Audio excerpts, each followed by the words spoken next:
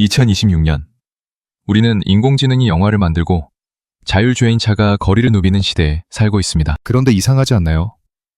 최첨단 기술이 넘쳐나는 지금 사람들이 가장 열광하는 건 30년 전 과자와 20년 전 패션이라니. SNS 피드를 보면 할머니 집에서나 봤을 법한 약과가 힙하다며 인증샷을 찍고 2000년대 투박한 청바지가 명품보다 비싸게 팔립니다. 우리는 미래로 달려가면서 동시에 과거로 걷고 있습니다. 이건 단순한 유행이 아닙니다. 하나의 거대한 현상입니다. 기업들은 새로운 것보다 옛날 것을 재포장해서 팔고 우리는 그것에 기꺼이 지갑을 엽니다. 왜일까요?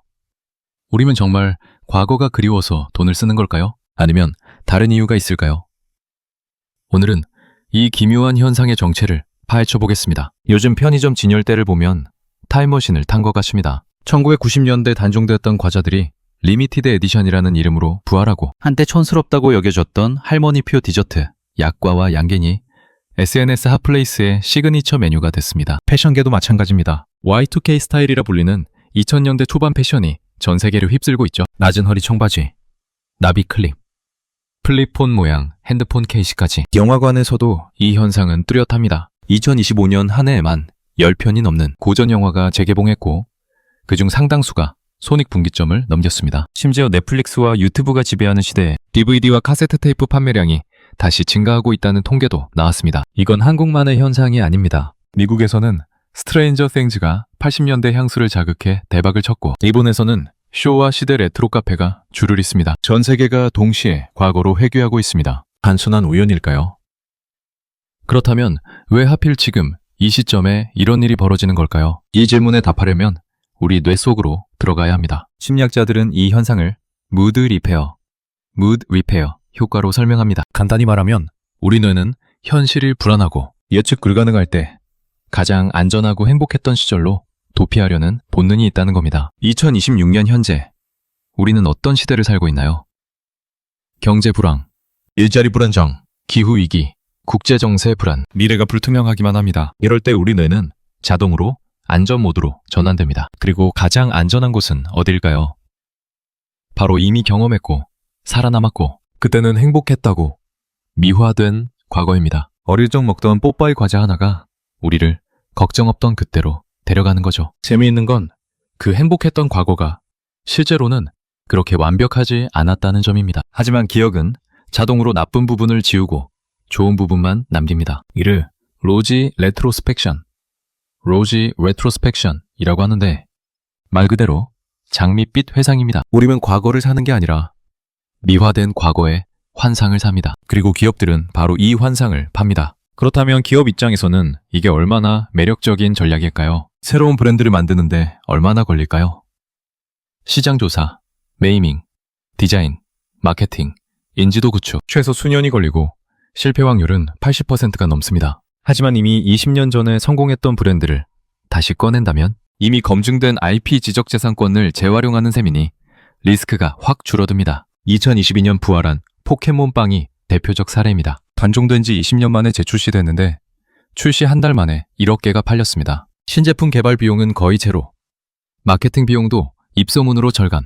기업 입장에서는 꿈같은 시나리오죠. 게다가 익숙함이 주는 신뢰 효과도 무시할 수 없습니다. 2026년 소비자들은 넘쳐나는 선택지 앞에서 결정 피로를 느낍니다. 이럴 때 이거 어릴 때 먹던 건데? 라는 반가움은 즉각적인 구매 결정으로 이어집니다. 새로운 걸 시도하느라 고민할 필요가 없으니까요. 노스텔지어 마케팅은 저비용 고효율의 전형입니다. 과거의 자산을 재활용하면서도 한정판이니 복각이니 하는 프리미엄 전략을 쓸 수 있으니까요. 하지만 여기엔 흥미로운 반전이 하나 있습니다. 같은 상품을 보면서도 세대마다 다른 이유로 열광한다는 점입니다. 40대 X세대에게 응답하라 1988은 추억입니다. 실제로 그 시절을 살았던 사람들에게는 향수이자 회귀의 본능이죠. 하지만 20대 MZ세대에게는 전혀 다른 의미입니다. 이들에게 8, 90년대는 경험하지 못한 신세계입니다. 촌스러운 게 아니라 뉴트로, 뉴 레트로, 즉 새롭고 힙한 문화인 거죠. 이게 노스텔지어 마케팅의 천재적인 지점입니다. 하나의 상품으로 두 세대를 동시에 공략할 수 있다는 것.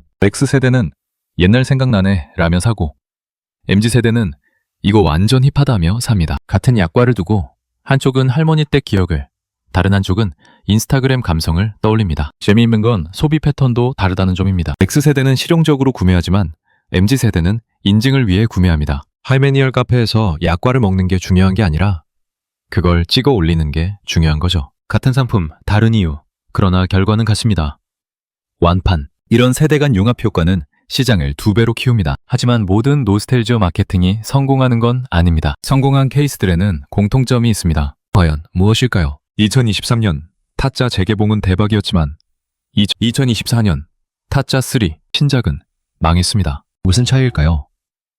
전자는 원본의 재현이었고 후자는 과거의 복제였습니다. 사람들이 원하는 건 옛날 그대로의 감성이지 옛날 방식 그대로를 우려먹는 게 아니라는 겁니다. 포켓몬빵이 성공한 이유도 여기 있습니다. 단순히 20년 전 제품을 그대로 내놓은 게 아니라 2022년 기준으로 위생과 품질을 업그레이드했습니다. 추억의 맛은 유지하되 2020년대 소비자의 기대 수준은 충족시킨 거죠. 이게 바로 한 끗 차이입니다. 할메니얼 디저트도 마찬가지입니다. 약과를 그냥 전통 방식으로 튀겨내면 기름지고 달아서 현대인 입맛에 안 맞습니다. 성공한 브랜드들은 기름기를 줄이고 당도를 조절해서 할머니 감성, 현대적 세련미를 만들어냈습니다. 포장도 재래시장 스타일이 아니라 미니멀한 디자인으로 바꿨고요. 데이터로 보면 더 명확합니다. 2025년 식음료 업계 보고서에 따르면 복고 콘셉트 신제품 중 단순 재출시 제품의 성공률은 34%였지만 복고 현대적 재해석 제품의 성공률은 67%였습니다. 거의 2배 차이입니다. 과거를 팔되 2026년의 언어로 번역해야 먹힌다는 뜻입니다. 그런데 이런 전략에도 함정이 있습니다. 2024년 한 대형마트는 복고 코너를 따로 만들었습니다. 초반엔 인기였지만 6개월 만에 철수했습니다. 이유는 소비자들이 질렸기 때문입니다. 매일 똑같은 옛날 감성만 강조하니 진부해진 거죠. 노스텔지어도 결국 트렌드입니다. 그리고 모든 트렌드에는 유통기한이 있습니다. 더 큰 문제는 무분별한 과거 우려먹기입니다. 한 제거 회사는 2025년 한 해 동안 무려 15개의 복고 에디션을 출시했습니다. 처음 셋은 완판됐지만 나머지는 재고로 쌓였습니다. 왜? 특별함이 사라졌으니까요. 희소성이 노스텔지어 마케팅의 핵심인데 매달 복고 제품을 내놓으면 그게 무슨 특별함인가요? 심리학자들은 경고합니다. 지나친 과거 지향은 사회의 정체로 이어질 수 있다고요. 새로운 것을 창조하는 대신 옛 것만 재활용하면 문화 전체가 정체됩니다. 2026년 현재 K 콘텐츠 업계에서도 이런 우려가 나옵니다. 응답하라 시리즈의 성공 이후 너무 많은 제작사가 복고물만 기획한다는 거죠. 그렇다면 해법은 뭘까요? 균형입니다. 과거의 감성을 빌려오되 미래를 향한 메시지를 담아야 합니다. 추억을 팔되 거기 머무르지 않아야 합니다. 그래야 노스텔지어가 도피처가 아니라 재충전소가 됩니다. 결국 이 모든 건 하나의 질문으로 모입니다. 노스텔지어 마케팅의 본질은 물건을 파는 게 아닙니다. 위로를 팝니다. 2026년을 사는 우리에게 가장 필요한 게 뭘까요? 최신 스마트폰? AI 비서? 아니, 마음의 안정입니다. 불안한 현실에서 잠시 숨 쉴 수 있는 안전한 공간입니다. 할머니표 약과 하나가 우리를 걱정 없던 어린 시절로 데려갑니다. 재개봉 영화 한 편이 순수했던 청춘으로 돌려보냅니다. 우리가 지갑을 여는 순간 우리는 물건이 아니라 감정을 삽니다. 그 감정의 이름은 괜찮았던 때로의 귀환입니다. 하버드 경영대학원의 한 연구는 이렇게 밝혔습니다. 소비자들은 제품 자체보다 그 제품이 불러일으키는 감정에 3배 더 많은 돈을 지불할 의향이 있다. 포켓몬빵이 실제 가치보다 비싼 이유. 약과가 프리미엄 카페 메뉴가 될 수 있는 이유가 여기 있습니다. 기업들은 이걸 알고 있습니다. 그래서 단순히 옛날 제품을 재출시하는 게 아니라 그때 그 시절이라는 스토리텔링을 입힙니다. 광고에서 제품 설명보다 감성 회상 장면에 더 많은 시간을 할애하는 이유죠. 우리는 과자를 사는 게 아니라 행복했던 기억을 삽니다. 그렇다면 이 현상은 앞으로 어디로 갈까요? 노스텔지어 마케팅은 계속될 겁니다. 왜냐하면 불확실성은 계속될 테니까요. 다만 형태는 진화할 겁니다. 2026년 현재 AI가 개인 맞춤형 추억을 재현해주는 서비스가 등장했습니다. 당신이 7살 때 좋아했던 만화 캐릭터를 AI가 분석해서 새로운 스토리를 만들어주는 시기죠. 미래 기술로 과거를 팔 수 있다는 얘기입니다. 하지만 한 가지는 변하지 않을 겁니다. 사람들은 계속 위로를 찾을 것이고 그 위로의 상당 부분은 과거에서 올 거라는 점입니다. 중요한 건 과거에 갇히지 않는 것입니다. 추억은 재충전을 위한 쉼표여야지 인생의 마침표가 되어선 안 됩니다. 마케터들에게 한마디 하자면 과거를 팔되 책임감을 가지라는 겁니다. 사람들의 향수를 자극해서 돈만 벌고 끝이 아니라 그 감정이 긍정적인 에너지로 이어지도록 설계해야 합니다. 단순한 소비가 아니라 치유가 되도록요. 그리고 여러분에게 묻고 싶습니다. 여러분의 마음을 위로해주는 인생의 한 장면은 언제인가요? 그 장면을 떠올리며 잠시 쉬어가세요. 그리고 다시 2026년으로 현재로 돌아와 오늘을 살아가세요. 과거는 도피처가 아니라 재충전소니까요. 우리는 뒤를 돌아보며 앞으로 나아가는 법을 배우고 있습니다. 이것이 2026년 노스텔지어 시대를 사는 우리의 방식입니다.